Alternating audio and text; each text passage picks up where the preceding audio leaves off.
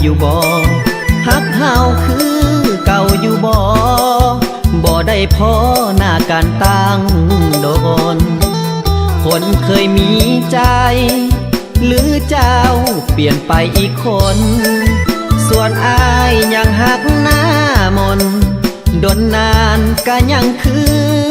เก่าเห็นเจ้าแซดมาออนไลน์เฟซบุ๊กถามข่าวอายก็ดีใจเงาแฟนเก่าของเฮาถามข่าวเจ้าสบายดีมีเรื่องให้สวยบ่สาวแซดมาเพื่อจะถามข่าวหรือเจ้านั้นยังมีใจเห็นเจ้ามิดหา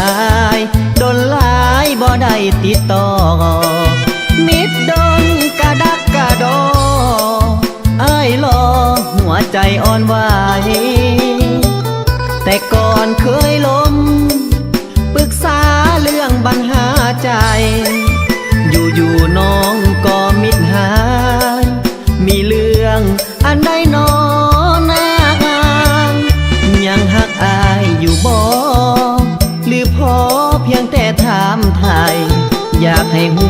อายยังมีใจ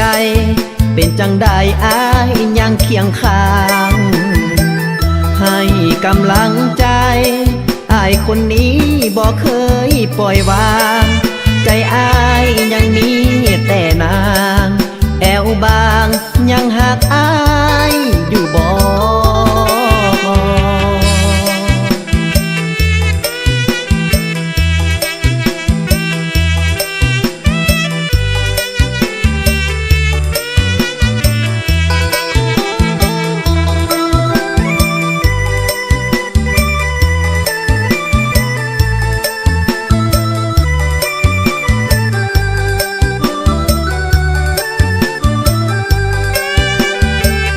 เห็นเจ้า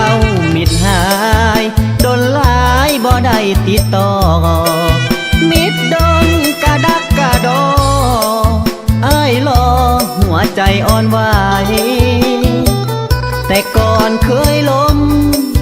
ปรึกษาเรื่องปัญหาใจอยู่น้องก็มิดหายมีเรื่องอันใดน้อ